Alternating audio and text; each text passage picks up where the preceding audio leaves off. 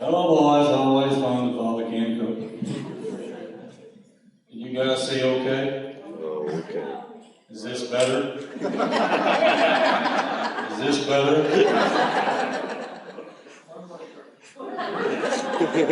Just one shot's all you get.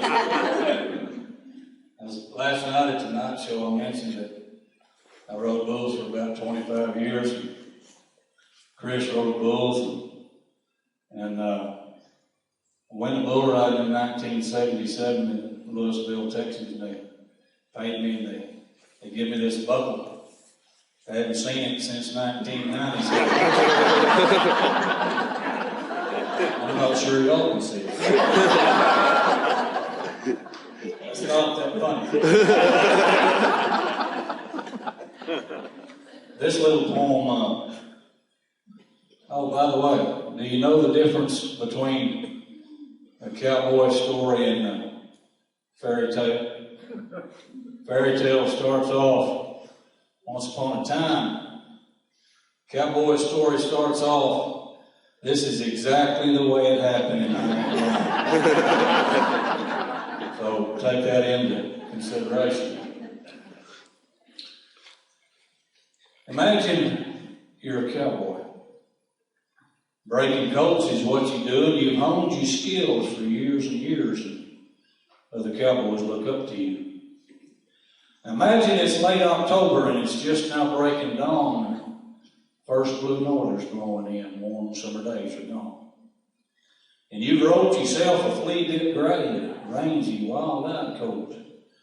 Hand over hand you walk, you twine, just about to take a hold, when from underneath the loafing shed you hear a voice not soft and sweet, loud and overwhelming. It's your neighbor, Shorthorn Pete.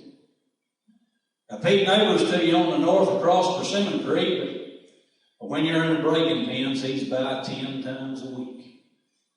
Now, Pete's physique, let's call it picturesque. No, let's just tell it straight. His waistline measures 46, the inseam 28. His hair is wild and kinky against his head. It's matted flat. It's filthy, greasy, grimy like the sweat down around his hat. The snooze has rotted most his teeth. On one he must have pinned, yet he can spit tobacco juice 10 yards in the wind. And he talks real loud and boisterous because his hearing ain't so great. His voice is shrill and squealy like a pig stuck beneath a gate. When you need him, you can't find him. When you don't, he's underfoot, but when the going's rank and scary, well, old Petey won't stay put. Now, imagine you're the flea-bit gray. And you're just past 2 years old, and some bad bow-legged cowboy's got you roped and in his hold.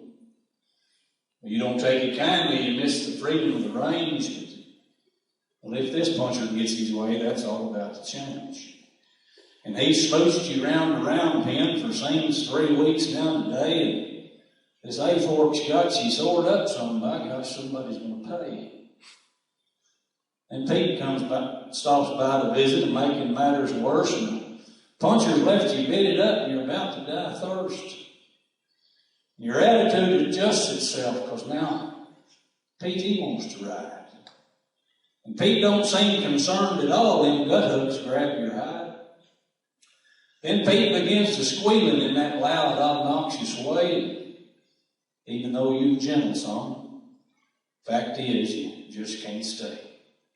So you scatter rocks and kick the moon, show your belly to the sun. You bawl and squall and bellow like a banshee on the run. You whirl and twirl and pirouette like a ballerina fair, and you rise up on your haunches like a raging grizzly bear. You buck and lunge and sunfish to the left and to the right. You squall just like a panther. You kick, paw, and bite. Now, imagine your old Shorthorn Pete, and you're just 13 hands tall. And the gray is wreaking havoc, steady bouncing off the wall. Oh.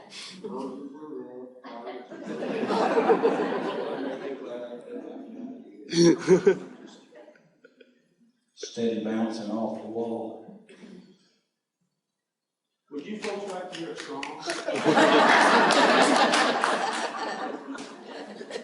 When Jay's gone, I'm not standing.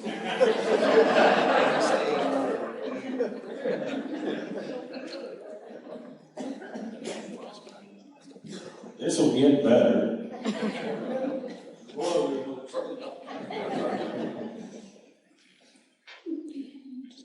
Oh my gosh. No wonder he was reciting the wrong poem. Okay, your face turns from canary green. Your gizzard turns to jello, and the stripe that's running down your back shows wide and brightly yellow. The snooze that rotted most your teeth now coats the lining of your belly, and the fragrance from in your dungarees sure don't smell like wild plum jelly.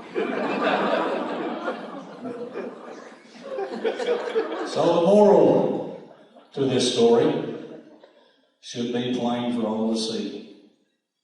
You best learn to whisper around them 2-year-olds like me.